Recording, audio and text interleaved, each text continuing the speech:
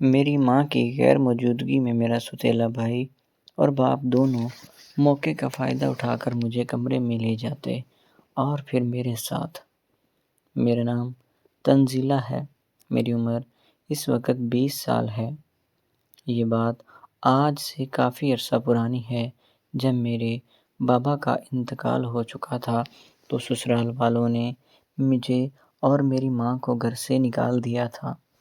میری ماں مجھے اور کچھ ضروری سامان اٹھا کر اپنے میکے میں آ گئی تھی، لیکن وہاں پر میرا نانا نانی نہیں تھے، وہ فوت ہو چکے تھے، تو مامی اور ماموں لوگوں نے ہمیں کوئی زیادہ عرصے تک کے لیے برداشت نہیں کیا۔ کچھ ہی وقت میں انہوں نے میری ماں کی شادی ایک ایسے شخص کے ساتھ کر دی تھی جو کہ پہلے سے ہی شادی شدہ تھا۔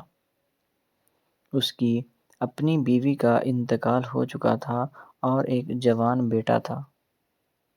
اس کی عمر کوئی 18 سال رہی ہوگی اور اس شخص کی اپنی عمر 40 سال کے قریب تھی۔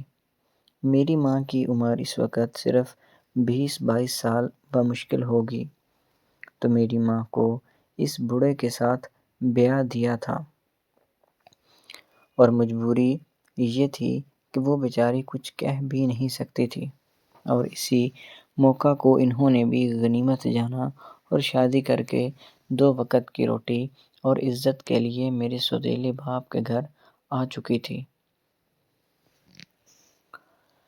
شادی کے شروع سے ہی وہ کوئی اچھا انسان دکھائی نہیں دیتا تھا، کبھی نشہ کرتا اور کبھی میری ماں کو مار پیٹ کیا کرتا تھا۔ میرا بس جو نہیں چلتا تھا، میں یہ چاہتی تھی کہ 1 سیکنڈ کے لیے بھی اپنی ماں کو یہاں پر نہیں چھوڑوں گی اور انہیں لے کر یہاں سے کہیں بہت دور چل جاؤں گی، لیکن میری مجبوری یہ تھی کہ میں صرف اس وقت 8 سال کی رہی ہوں گی۔ میرے پاس اور کوئی چارہ بھی نہیں تھا اور نہ ہی مجھے کوئی اندازہ تھا کہ میں کیا کروں اور مجھے کیا کرنا چاہیے، لیکن میں روز اپنی ماں کو یہاں پر مار کھاتے ہوئے صرف اسی وجہ سے دیکھتی تھی کہ انہیں میری زندگی نظر آ رہی تھی، جس کے لیے وہ روز مار پیٹ برداشت کیا کرتی تھیں۔ میری ماں کی زندگی مکمل طور پر عذاب بنی ہوئی تھی تاکہ وہ مجھے سکون کی زندگی دے سکیں، لیکن میں کبھی کبھی یہ سوچتی تھی کہ اس سے بہتر ہے کہ میری ماں ویسے ہی اس زندگی سے کنارہ کر لیتے، لیکن جو ذلت انہوں نے اٹھائی ہے، اللہ نہ کرے کہ کسی کی زندگی میں ایسے دن آئیں۔ اب جیسے جیسے میری عمر بڑھنے لگی تھی، میری عمر کوئی 12-13 سال ہونے لگی تھی، وہ شخص اور اس کا بیٹا دونوں ہی میرے اوپر غلط نظر رکھنے لگ گئے تھے۔ وہ مجھے پکڑتے بھی اس انداز سے تھا کہ مجھے اچھا محسوس نہیں ہوتا تھا۔ میں نے یہ بات اپنی ماں سے بھی کی تھی۔ ماں تھی اس لیے اسے میری باتوں پر یقین بھی آ چکا تھا۔ اس نے جب یہ بات میرے سوتیلے باپ کے ساتھ کی تو اسے بہت غصہ آیا۔ اس نے میری ماں کو خوب مارا اور کہا کہ تمہیں شرم نہیں آتی اس طرح کی باتیں کرنے سے؟ پہلے وہ میری بیٹیوں جیسی ہے، میں کیوں اس کے ساتھ کوئی ایسی ویسی حرکت کروں گا؟ اور وہ میرا بیٹا بھی تو اس کا بھائی لگتا ہے نا، وہ کیسے کسی کے ساتھ غلط کر سکتا ہے؟ مگر میری ماں خاموش ہو گئی اور مجھے بھی خاموش رہنے کے لیے ہی کہہ دیا تھا۔ میری ماں اندر ہی اندر بیمار ہو رہی تھی اور اندر ہی اندر روز مر رہی تھی۔ وہ ان کی خوبصورتی بھی پہلے جیسی بالکل نہیں رہی تھی۔ وجہ یہ تھی کہ مار پیٹ الگ اور گھر میں کوئی سکون بھی نہیں ہوتا تھا، ہر وقت پریشان رہنا اور مار کا ڈر لگا رہنا۔ اب میری ماں نے مجھ سے یہ کہا تھا کہ جب بھی میں گھر میں موجود ہوں تو تم میرے ساتھ ہی میرے پاس رہنا، اور اگر مجھے کہیں باہر جانا پڑا تو تم نے میرے ساتھ ہی جایا کرنا ہے۔ تم نے اکیلے اب ان دونوں باپ بیٹے کے پاس نہیں رہنا۔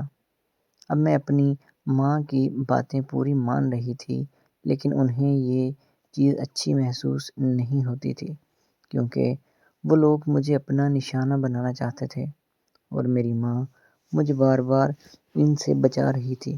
خیر، جیسے جیسے وقت گزرتا گیا میں اور بڑی ہوتی گئی۔ ایک بار میری ماں کو کہیں جانا پڑ گیا اور مجھے اپنے ساتھ وہ لے کر نہیں جا سکتی تھی۔ اب یہ دونوں باپ بیٹا گھر پر تھے۔ میں گھر میں اکیلی ڈر رہی تھی۔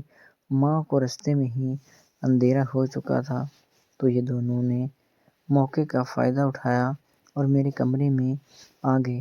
کمرے میں میں اکیلی بیٹھی ہوئی تھی اور اپنی ماں کا انتظار کر رہی تھی، اور ساتھ میں ڈر بھی رہی تھی کہ ان لوگوں کو جب موقع ملا تو دروازہ کھول کر کمرے میں آ گئے تھے اور آ کر مجھے بے ہوش کرنے والی دوائی کھلائی، اور پھر دونوں نے باری باری اپنا اپنا وقت گزارا، اور پھر مجھے اسی حالت میں بے ہوش چھوڑ کر چلے گئے تھے۔ جب میری ماں واپس آئی تو اس نے مجھے اس حالت میں دیکھا تو وہ بہت پریشان ہوئی، رونے لگی اور اس نے پولیس میں کمپلین کر دی تھی۔ وہ دونوں باپ بیٹا یہاں سے بھاگ چکے تھے اور انہیں پھر پولیس نے گرفتار کر لیا تھا اور انہیں عبرت کا نشان بنا دیا تھا۔ تو دوستو، میری آپ سب لوگوں سے یہی گزارش ہے کہ خدا را اپنی بیٹیوں کو کبھی بھی بوجھ مت سمجھیں۔ آج میں جس جگہ پر پہنچی ہوئی ہوں اس کے پیچھے میرے ننیال والوں کا ہاتھ ہے، کیونکہ اگر وہ میری ماں کو سہارا دے دیتے تو آج میرے ساتھ یہ سب نہ ہوتا۔ دعا ہے کہ اللہ تعالیٰ سب کی بہن بیٹیوں کی عزتیں محفوظ رکھے۔ تو دوستو، امید ہے کہ آپ کو آج کی ویڈیو اچھی لگی ہوگی۔ اگر ویڈیو پسند آئی تو ہمارے چینل کو سبسکرائب کریں، ویڈیو کو لائک اور شیئر کریں، اور اس طرح کی مزید کہانیاں سننے کے لیے ہمارے چینل کو سبسکرائب بھی کریں۔ ملتے ہیں اگلی ویڈیو میں۔ اپنا بہت خیال رکھیے گا۔ اللہ حافظ۔